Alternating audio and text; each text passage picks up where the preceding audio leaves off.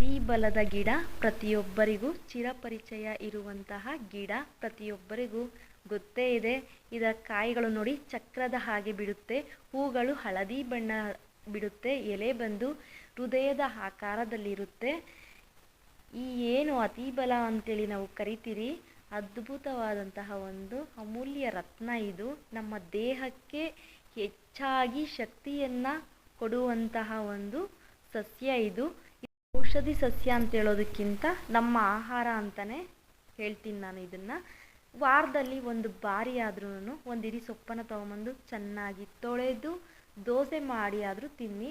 ಯಾವುದೇ ರೀತಿಯ ಒಂದು ಉದ್ದನ್ನು ಹಾಕುವಂಥ ಅವಶ್ಯಕತೆಯೇ ಇಲ್ಲ. ಬರೀ ಅಕ್ಕಿ ಹಿಟ್ಟಿಗೆ ಈ ಎಲೆಯ ಒಂದು ಚೆನ್ನಾಗಿ ರುಬ್ಬಿ ಹಾಕಿ ದೋಸೆ ಮಾಡಿ ತಿನ್ಬೋದು. ನಮ್ಮ ದೇಹಕ್ಕೆ ಅತಿಯಾದ ಶಕ್ತಿಯನ್ನು ಕೊಡುತ್ತೆ, ನಿಶಕ್ತಿಯನ್ನು ದೂರ ಮಾಡುತ್ತೆ.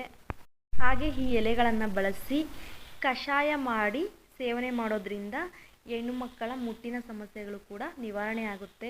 ಮಂಡಿ ನೋವಿರುವಂಥವರು ಈ ಎಲೆಗಳನ್ನು, ಕಾಯಿ, ಹೂವನ್ನು ಎಲ್ಲವನ್ನು ತೊಗೊಂಬಂದು ಚೆನ್ನಾಗಿ ಪೇಸ್ಟ್ ಮಾಡಿ ಹರಳೆಣ್ಣೆಯೊಂದಿಗೆ ಮಿಶ್ರಣ ಮಾಡಿ ನಿಮ್ಮ ಮಂಡಿ ನೋವಿರುವ ಜಾಗದಲ್ಲಿ ಲೇಪನ ಮಾಡೋದ್ರಿಂದ ನಿಮ್ಮ ಮಂಡಿ ನೋವು ಕೂಡ ನಿವಾರಣೆ ಆಗುತ್ತೆ.